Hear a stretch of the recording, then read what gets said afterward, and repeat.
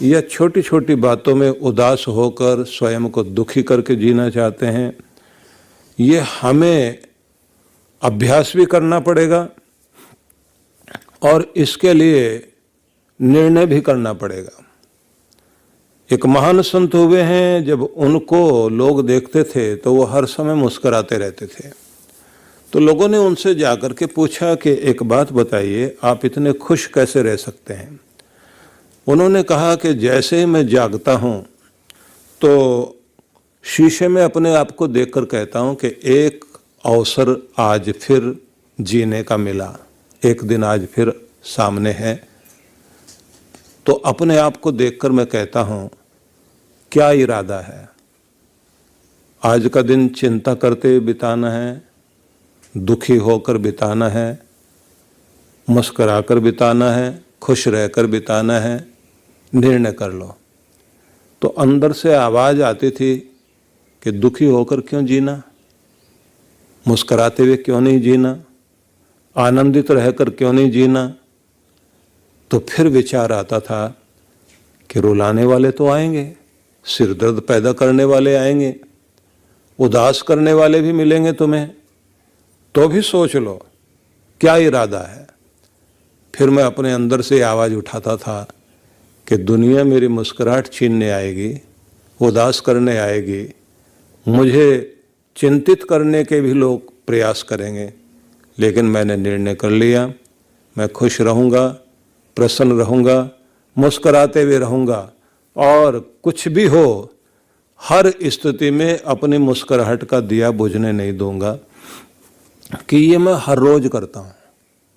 और सुबह निश्चय करने के बाद जैसे ही कोई ऐसी स्थिति आती है, मुझे लगता है कि उदास किया जा रहा है, तो फिर मैं अपने अंदर से आवाज़ उठाता हूँ कि देखो दिया बुझाना चाह रहे हैं, मुस्कराओ। और उसके साथ मैंने आदत डाल ली मुस्कराते रहने की, खुश रहने की। मैं भी यही कहना चाहता हूँ, मुस्कुराहट में, प्रसन्न रहने में आपको समृद्धि भी मिलती है, स्वस्थ भी रहते हैं। और समृद्धि का मतलब भी यही है, धन का मतलब भी यही है कि जिससे आपको खुशी मिले। अगर आप खुश हैं तो आप अमीर हैं, और अगर आप दुखी हैं तो यही तो गरीबी है। अगर आप अपनी जिंदगी से संतुष्ट हैं तो मानना चाहिए कि हम अपने जीवन में संपन्न हैं, प्रभु की कृपा है। और अगर हमारे पास धन भी बहुत है लेकिन उसके बाद भी हम दुखी होकर के जी रहे हैं, तो मानना चाहिए कि हमारे जीवन में उदासी आ जाने का कारण कुछ भी रहा हो, लेकिन इसी को दरिद्रता मानते हैं, इसी को गरीबी माना जाता है। कहा जाता है ना कि 9 महीने में भगवान ने मनुष्य के शरीर की रचना माँ के गर्भ में कर दी। मनुष्य 9 महीने के बाद उत्पन्न होकर धरती पर आता है, 90 वर्षों तक जीना सीखता है कि कैसे जीना है। 90-100 साल तक उसको यही पता नहीं लग पाता कि ऐसे जीना था या वैसे जीना था।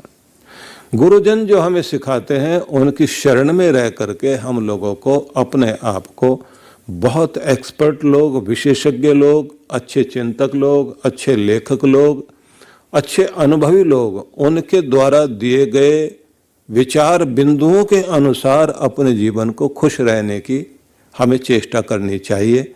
उनके निर्देशों पर फिर हम अपने प्रयोग करें जीवन पर। जंगली पौधे की तरह हम कैसे भी बढ़ जाएं, बेतरतीब बढ़ जाएं, झाड़ झंकाड़ बन जाएं, इस तरह से जिंदगी को नहीं बनाना चाहिए।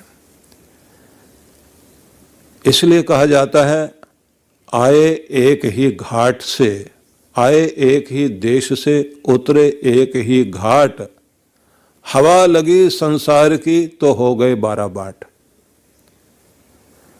ये संदेश बड़ा अद्भुत है कि परमात्मा के धाम से एक ही जगह से आए थे और एक ही घाट उतरे। मतलब हम सब लोग जो है परमात्मा के धाम से आए और एक घाट उतरे। एक घाट मतलब पृथ्वी ग्रह पर हम आकर हमारा जन्म हुआ। अब पृथ्वी ग्रह पर हमारा जन्म हुआ तो उसके बाद में आगे जो कहा ना, हवा लगी संसार की हो गए 12 बाट।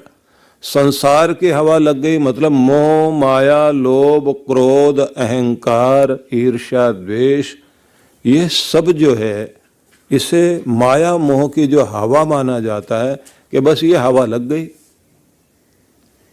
मतलब ये कि जहां से आए थे वहां तो तुम पवित्र थे, हर समय खुश थे, आनंद में थे, प्रेम पूर्ण थे, पूर्ण पवित्रता थी, लेकिन जैसे ही इस घाट में आकर उतरे तो यहां की हवा लग गई।